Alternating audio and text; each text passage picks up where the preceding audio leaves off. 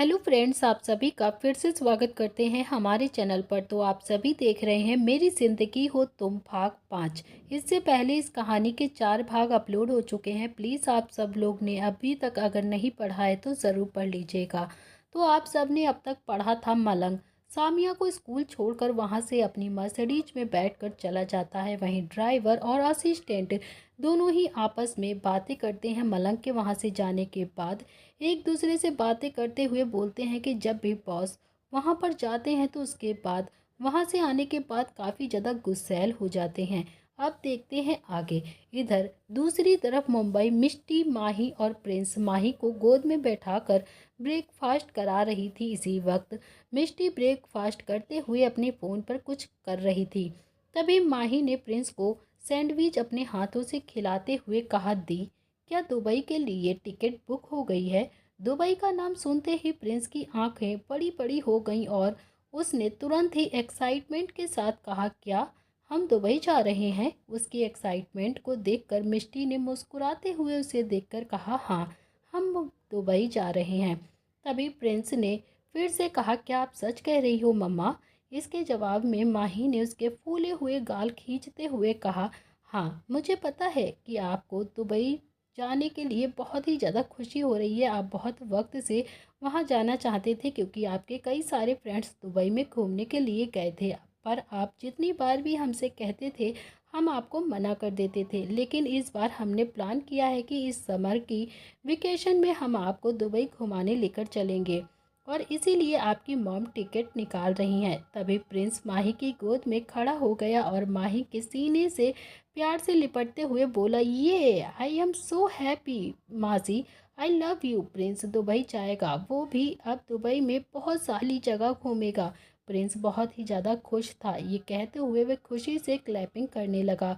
उसे इस तरह से खुशी देखकर मिष्टी का मन थोड़ा सा उदास हो गया और उसने थोड़ा सा उदास मन के साथ माही से धीरे से कहा, इसे दुबई जाने की कितनी ज़्यादा खुशी है, पर हमसे पूछो कितना ज़्यादा डर रहे हैं हम दुबई जाने के लिए। माही ने मिष्टी के हाथ पर अपना हाथ रखते हुए कहा, मैंने कहा ना दी, आपको डरने की ज़रूरत नहीं है। मैं हूँ आपके साथ। वहाँ आपको या फिर प्रिंस को कुछ भी नहीं होगा। हम बस अपना काम जल्द से जल्द ख़त्म करके वापस आ जाएंगे मुंबई।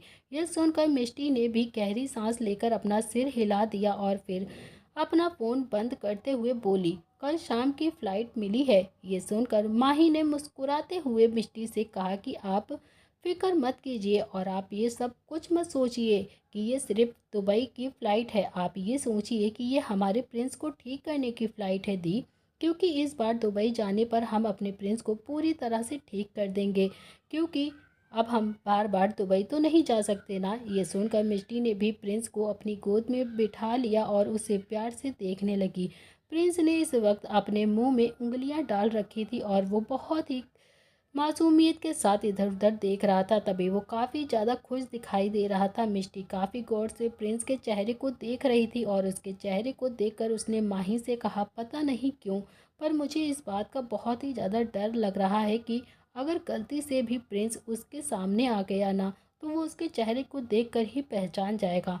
ये सुनकर माही ने भी प्रिंस के चेहरे को गौर से देखने लगी और फिर बोली, हाँ दी, आप ये तो बिल्कुल ठीक कह रही हो, क्योंकि प्रिंस बिल्कुल उसकी तरह ही दिखता है। अगर वो उसके सामने आ गया तो वो तुरंत ही उसको पहचान जाएगा। जब वो प्रिंस को देखेगा तो ज़रूर पहचान जाएगा कि वो उसका ही है। ये कहते कहते वे बीच में ही रुक गई और फिर तभी मिष्टी ने थोड़ा गुस्से के साथ कहा, हरगिज़ नहीं। भले ही वो प्रिंस के चेहरे को देखकर पहचान जाए कि वो उसका है, लेकिन तब भी मैं अपने प्रिंस को उसे कभी नहीं दूंगी। ये सिर्फ मेरा बेटा है और सिर्फ मेरे ही पास ही रहेगा, मेरा बनकर रहेगा। ये उसका कभी भी नहीं हो सकता। ये कहते हुए उसने प्रिंस को कसकर अपनी सीने से लगा लिया। इधर माही ये तुम सब देखकर बहुत ही ज़्यादा उदास मन के साथ बोली कि आप फिक्र मत कीजिए, आपसे प्रिंस को कोई भी अलग नहीं करेगा दी। मैं किसी को भी प्रिंस को हाथ तक नहीं लगाने दूंगी। उसके जवाब में मिष्टी ने भी अपना सिर हिलाया और फिर वो प्रिंस को लेकर अपनी जगह से उठते हुए माही की तरफ देखकर बोली, अब जाकर तुम भी अपनी पैकिंग कर लो। मुझे भी अपने ऑफिस से छुट्टी लेनी होगी और पैकिंग करनी होगी, क्योंकि हमें लगता है कि दुबई में हमें 1 महीना तो लग ही जाएगा इसके इलाज में, क्योंकि इसकी बीमारी कोई छोटी बीमारी नहीं है। इसके जवाब में माही ने भी अपना सिर हिला दिया और फिर वो दोनों ही अपने अपने कमरे में चली गईं। मिष्टी के दिल में काफ़ी ज़्यादा बेचैनी हो रही थी दुबई जाने के नाम से, क्योंकि वो अपना बीता हुआ कल याद नहीं करना चाहती थी। इधर दुबई में एक लग्जरियस होटल के अंदर बेड पर एक लड़की अपने ऊपर मौजूद लड़के को खुद से दूर करते हुए बोली, छोड़ो छोड़ो मुझे, अब काफ़ी वक्त हो गया है, मुझे यहाँ से जाना होगा। लेकिन वो लड़का उसे गुस्से से देखते हुए बोला, तुम्हारी प्रॉब्लम क्या है? क्या तुम जरा देर चुप नहीं रह सकती? अभी तो हमें सिर्फ 2 घंटे हुए हैं ना, और 2 घंटे में ही तुम इतना जल्दी थक गई? तुम्हारा स्टेमिना काफ़ी ज़्यादा वीक लगता है मुझे। ये सुनते ही वो लड़की गुस्से से उस लड़के को देखने लगी। वो लड़का काफ़ी ज़्यादा हैंडसम और रईस खानदान का लग रहा था। तो वहीं उस लड़की की आंखों में से उस लड़के के लिए सिर्फ और सिर्फ गुस्सा दिखाई दे रहा था। सिर्फ उसकी आंखें गुस्से से लाल भरी हुई थीं। तो उसने गुस्से से उस लड़के को धक्का दिया और बोली, तुम इंसान हो या जानवर? 2 घंटे तुम्हारे लिए कम है क्या? 2 घंटे तुम्हें कुछ लगता ही नहीं है? देखो, तुम भले ही इंसान नहीं हो, लेकिन मैं इंसान हूँ। मुझे ये सब नहीं होगा अब मुझसे। अब मैं बहुत ज़्यादा थक गई हूँ। वैसे भी मैंने 1 साल का ही कॉन्ट्रैक्ट पूरा कर लिया है और आज उस कॉन्ट्रैक्ट का आखिरी दिन है। अब मुझे तुमसे आज़ादी चाहिए, छोड़ दो मुझे। ये सुनकर उस लड़के ने गुस्से से उसके जबड़े को कसकर पकड़ते हुए कहा, क्या कहा तुमने? कि तुम्हारा कॉन्ट्रैक्ट पूरा हो गया? जब तक मैं ना चाहूँ तब तक तुम मुझसे दूर नहीं जा सकती, भले ही हमारा आज कॉन्ट्रैक्ट क्यों ना ख़त्म हो रहा है। इसके बावजूद भी जब जब मुझे तुम्हारी ज़रूरत होगी ना, तो तुम मेरे पास आओगी, समझी? और इस भूल में तुम बिल्कुल मत रहना कि तुम्हारा कॉन्ट्रैक्ट ख़त्म हो गया है, क्योंकि तुम अब मेरे लिए मेरी नशा बन चुकी हो, और वो नशा जो मैं अपने दिलो दिमाग से उतार नहीं सकता। ये कहते हुए वह लड़का शैतानी मुस्कुराहट के साथ फिर से उस लड़की के करीब झुका और उसे किस करने लगा। तभी उस लड़की ने नफरत के साथ कहा, सिद्धार्थ कपूर, एक दिन तुम्हारी इन सभी गलतियों की सजा तो तुम्हें ज़रूर दूंगी मैं। तभी सिद्धार्थ 1 सेकंड के लिए रुका और फिर उसे गुस्से के साथ घूरते हुए बोला, ऐसी कौन सी गलती कर रहा हूँ मैं? ज़रा मुझे भी बता दो, मुझे भी तो पता चलना चाहिए।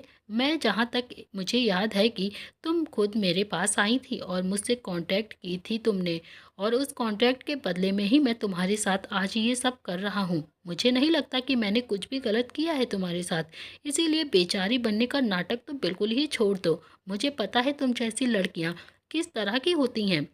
ये कहते हुए सिद्धार्थ उसके करीब आ गया और वहीं वो लड़की ये सब सुनकर बस अपनी आंखें कसकर बंद कर लेती है, क्योंकि वो जान रही थी कि सिद्धार्थ कपूर एक छोटा मोटा इंसान नहीं है, वो काफ़ी ज़्यादा रईस है और उसकी पावर बहुत ही ऊंची है, इसीलिए वे कुछ भी नहीं कर सकती थी। इधर मुंबई में अगला दिन शाम का वक्त हो चला था।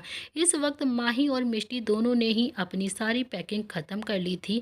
प्रिंस काफ़ी ज़्यादा एक्साइटेड था। मिष्टी ने उसके छोटे से सिर पर एक छोटी सी कैप लगा रखी थी और उसने वाइट रेड कलर का शर्ट और छोटी सी पैंट पहन रखी थी, जिसमें वो काफ़ी ज़्यादा क्यूट लग रहा था। मिष्टी उसे प्यार से देखते हुए बोली, प्रिंस, क्या आप दुबई जाने के लिए रेडी हो? आप खुश तो हो ना बेटा? प्रिंस ने तुरंत ही मिष्टी को देखते हुए एक्साइटमेंट के साथ कहा, अपना सिर हिलाते हुए कहा, यस मामा, मैं बहुत ही ज़्यादा खुश हूँ। प्रिंस दुबई जाने के लिए लेडी है, आप जल्दी से चलो। तभी वहाँ माही भी अपना लगेज लेकर आई और फिर उसने कहा, कार रेडी है दी, अब हमें चलना चाहिए, नहीं तो फ्लाइट मिस हो जाएगी। इसके जवाब में मिष्टी ने उसे देखते हुए कहा, माही, हम कहाँ पर रुकने वाले हैं वहाँ पर? क्योंकि तुम्हें तो पता है ना कि हम दुबई में रहना हमारे लिए ठीक नहीं हो सकता है। अभी वो अपनी बात पूरी करती उससे पहले ही माही ने उसे देखते हुए कहा, दी, हमें उनसे डरने की ज़रूरत नहीं है, और वैसे भी हम दुबई में ही रहेंगे, क्योंकि आपको भी अच्छे से पता है और मुझे भी, दुबई में ही प्रिंस का इलाज होगा और उसके लिए हमें वहाँ पर रुकना ज़रूरी होगा, इसीलिए हम दुबई से कहीं अलग नहीं रह सकते हैं। लेकिन अभी मिष्टी ने घबराते हुए कहा कि पर हम डैड के पास तो जा सकते हैं ना, उनका भी तो घर उसके थोड़े ही से आगे ही है, तभी वो हमारा इंतज़ार कर रहे होंगे। ये भी तो सोचो ना तुम। तभी माही ने गुस्से के साथ कहा, आपको पता है ना कि दी, मेरा डैड से कोई भी लेना देना नहीं है, इसीलिए अगर आपको उनसे मिलने जाना है तो आप जा सकती हो, पर मैं उनके पास नहीं जाऊंगी। मैंने अभी से ही आपको बता दिया है, मैंने दुबई में ही एक अपार्टमेंट कुछ वक्त के लिए बुक कर लिया है। हम सब डायरेक्टली वहीं पर जाएंगे और अब हम इस पर कोई भी बहस नहीं करेंगे और ना ही इस पर अब कोई बात करेंगे। सिर्फ दुबई जाएंगे, दुबई हमारा इंतज़ार कर रहा है और फिर हमें वहाँ पर हिम्मत के साथ जाना होगा। ऐसे डरने की ज़रूरत नहीं है आपको, आगे जो कुछ भी होगा उसे हिम्मत के साथ ही लड़ना भी होगा, क्योंकि हम अपने प्रिंस को बिल्कुल तरह से ठीक करना चाहते हैं। यह सब सुनकर मिष्टी ने भी आखिर में अपना सिर हिला दिया और फिर माही मिष्टी और प्रिंस दोनों को लेकर वहाँ के साथ सीधे एयरपोर्ट के लिए निकल गई और लगभग 1.5 घंटे के बाद प्लेन दुबई के लिए रवाना हो गई थी। इधर प्रिंस जो काफ़ी ज़्यादा खुश था दुबई देखने के लिए, क्योंकि हर बार उसके दोस्त हर चीज़ अच्छी अच्छी बताते थे, जिसके लिए वो बहुत ही ज़्यादा खुश था। अगले दिन दुबई इंटरनेशनल एयरपोर्ट मिष्टी माही के साथ अपने लगेज को लेकर और प्रिंस को अपनी गोद में लेकर दुबई इंटरनेशनल एयरपोर्ट के बाहर निकली। माही और मिष्टी दोनों ही एक जगह जाकर खड़ी हो गईं और उनके मन में अजीब और अजीब ख्याल आ रहे थे। वो दोनों चारों तरफ एकटक देखने लगी। तभी माही ने गहरी सांस लेकर कहा, पूरे 5 साल बाद हम दुबई वापस आ चुके हैं। पूरे 5 साल के बाद सब कुछ बदल गया है यहाँ। इसके जवाब में मिष्टी ने एक नज़र प्रिंस को देखा जो उसकी गोद में सो रहा था और फिर वो चारों तरफ देखकर बोली, तुमने सही कहा माही, 5 साल में दुबई बहुत ही ज़्यादा बदल गया है। मैं भी उम्मीद करती हूँ कि यहाँ पर मौजूद वो लोग भी बदल गए होंगे जिन्हें 5 साल पहले इतना कहकर मिष्टी रुक गई थी। तभी माही ने मुस्कुराते हुए उसकी तरफ देखकर कहा, अब हम जितने दिनों तक यहाँ पर रहेंगे हम सिर्फ अच्छी अच्छी बातें सोचेंगे। उन सब के बारे में हमें कोई मतलब नहीं है और ना ही हम उनके बारे में सोचेंगे, क्योंकि इस वक्त पॉजिटिविटी की हमें बहुत ही ज़्यादा ज़रूरत है और सबसे ज़्यादा ज़रूरत तो हमारे प्रिंस के लिए है। ये सुनकर मिष्टी ने भी अपना सिर हिलाया और फिर एक टैक्सी आकर उन दोनों के सामने रुकी, जिसके बाद माही और मिष्टी प्रिंस को लेकर सीधा उस टैक्सी के अंदर बैठ गई और फिर वो टैक्सी वहाँ से निकल गई। कुछ देर में ही वो टैक्सी एक बड़े से अपार्टमेंट के बाहर आकर रुकी। उस अपार्टमेंट के बाहर ऑलरेडी पहले से ही एक लड़की खड़ी हुई थी जो उन लोगों का इंतज़ार कर रही थी। और जब मिष्टी और माही वहाँ से बाहर निकली तो फिर वो लड़की मुस्कुराते हुए आगे आई। उनके पास आकर उसने माही को देखकर बोला, हेलो। उस लड़की को देखकर मिष्टी ने ना समझी में माही की तरफ देखते हुए कहा, ये कौन है।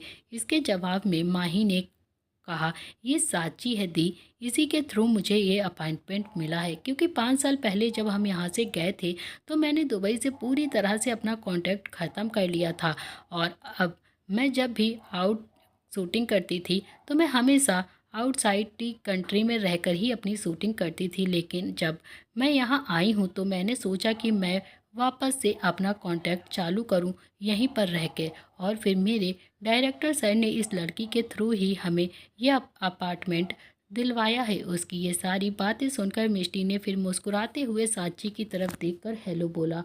वो खुशी के साथ उन दोनों से बोली, आप दोनों का अपार्टमेंट डायरेक्टर सर के कहने पर हमने साफ़ करवा दिया है, आपको यहाँ पर कोई भी प्रॉब्लम नहीं होगी। आप दोनों प्लीज़ अंदर चलिए, आज के खाने के लिए भी हमने बाहर से ही ऑर्डर कर दिया है, आपको फ़िक्र करने की ज़रूरत नहीं है। आप दोनों जाकर रेस्ट कर लीजिए और जो भी ज़रूरत हो आप मुझे कांटेक्ट कर लीजिएगा, मैं यहीं पर हूँ, प्लीज़।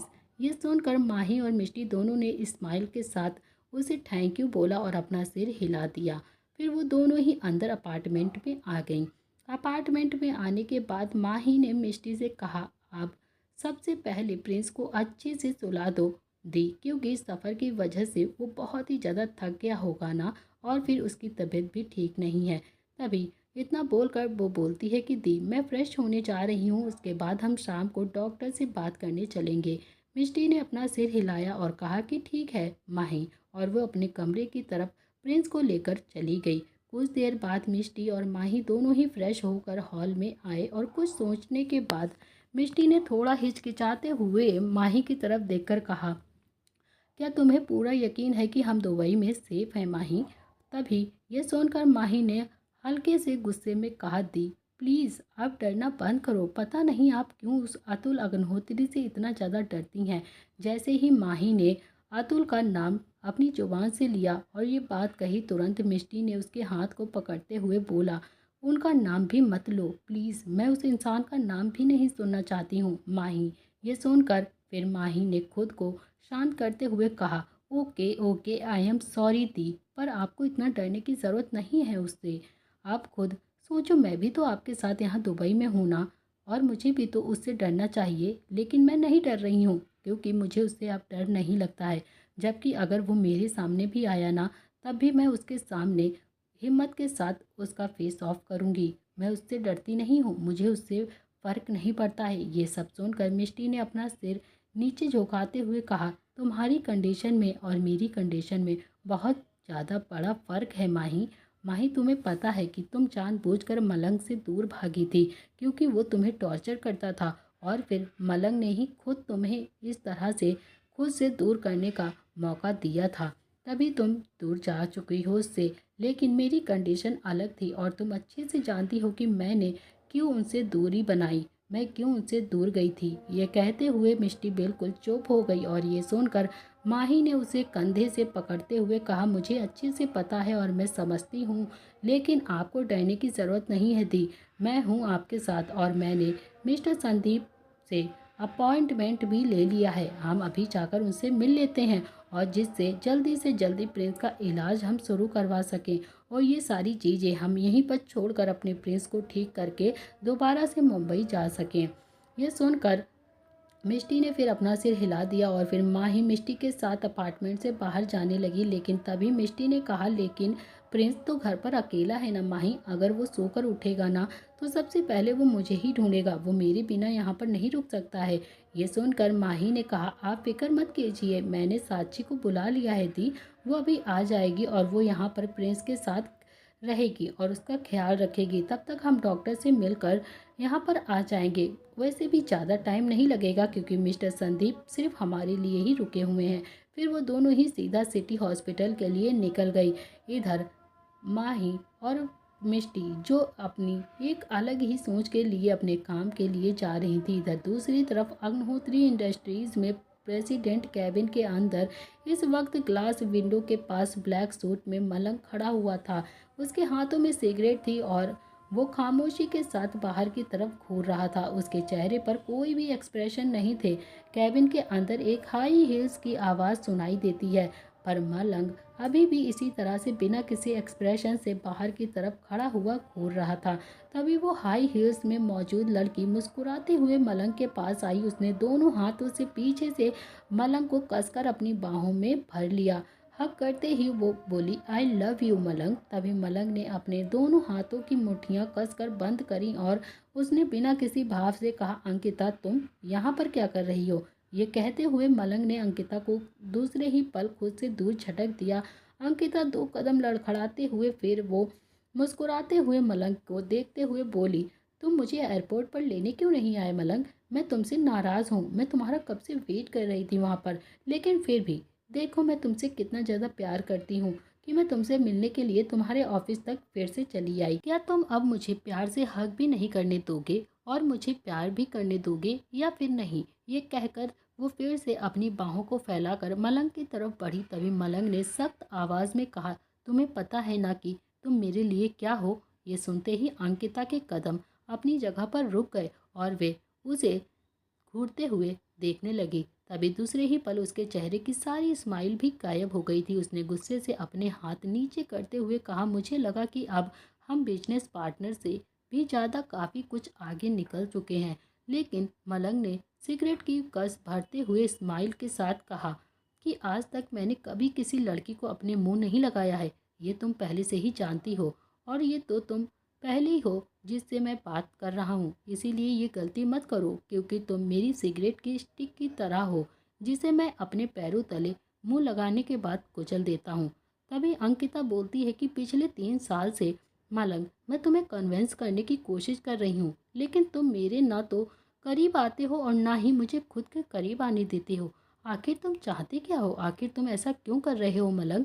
कम से कम मुझे वजह तो बताओ, तुम्हारे दिल में कोई और है क्या। ये सुनकर मलंग ने बिना किसी भाव के साथ कहा, मेरे दिल पर मेरी माही का राज है, वो मेरी माही राज करती है। ये सुनते ही अंकिता को एक सेकंड के लिए कुछ समझ में नहीं आया और उसने थोड़ा हैरान होते हुए ना समझी में कहा, माही ठाकुर, राइट मलंग। इतना सुनते ही मलंग के चेहरे पर एक मुस्कुराहट आ गई और वो मुस्कुराहट के साथ अंकिता की तरफ देखते हुए बोला, यस, माही ठाकुर। तो दोस्तों, इसी के साथ इस कहानी का यह अध्याय यहाँ पर समाप्त करते हैं। अगर आप जानना चाहते हैं कि इस कहानी में अब आगे क्या होने वाला है, तो आपको देखना पड़ेगा इस कहानी का अगला भाग। तो फाइनली मिष्टी और माही आ चुकी हैं दुबई में। क्या फिर से इन दोनों की मुलाकात अतुल और मलंग से होगी? और अगर इन दोनों की मुलाकात अतुल और मलंग से हो गई तो फिर क्या होगा? तो गाइस, ये कहानी बहुत ही ज़्यादा इंटरेस्टिंग होने वाली है, तो प्लीज़ इस कहानी को मिस मत करिएगा। इसके सभी पार्ट्स आप लोग ज़रूर देखिएगा। तो आज के लिए हम इस कहानी को यहाँ पर ख़त्म कर रहे हैं। उसके नेक्स्ट पार्ट को हम जल्दी से अपलोड करेंगे, मगर इसके लिए हमें आपका ढेर सारा प्यार और सपोर्ट चाहिए। जब आप ढेर सारा सपोर्ट करेंगे तभी हम इसके नेक्स्ट पार्ट को अपलोड करेंगे। आज के लिए इतना ही। थैंक